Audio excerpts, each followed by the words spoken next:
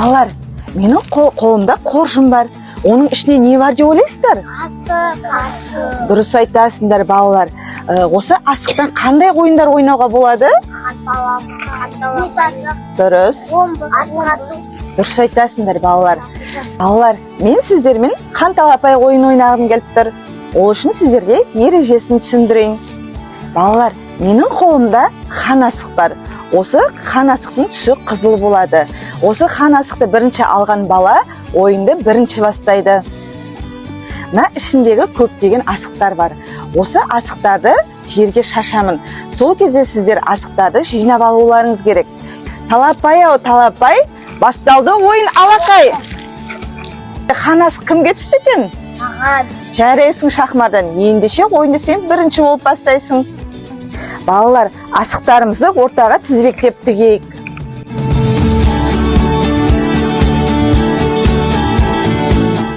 Балалар, асық азайғанша біздер ойынды жалғастырып ата береміз. Ал асықты аталмай қалса, сол өз айыбын өтейді. Менің сұрағыма жауап береді. Қан асығын алған шахмардан ойынды бастай ғой.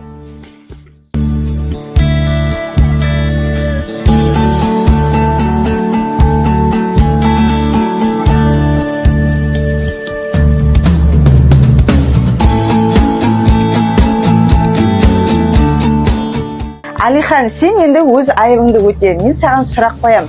Асықты қайдан аламыз? Түттірік малын ішіне аламыз. Дұрыс айтасың, Алихан.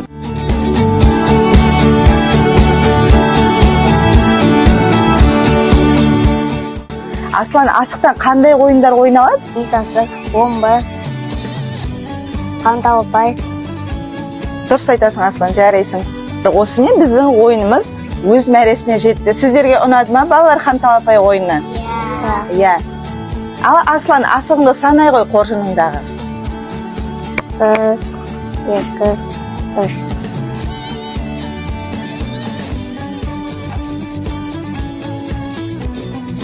Балалар, осымен біздің қан талапай ойынымыз өз мәресіне жетті. Сіздерге ұнады ма балалар? Иә. Ендеше біздің жеңімпазымыз шахмардан. Жарайсың. Балалар, кәне қошеметтейікші, құттықтайықшы шахмарданды.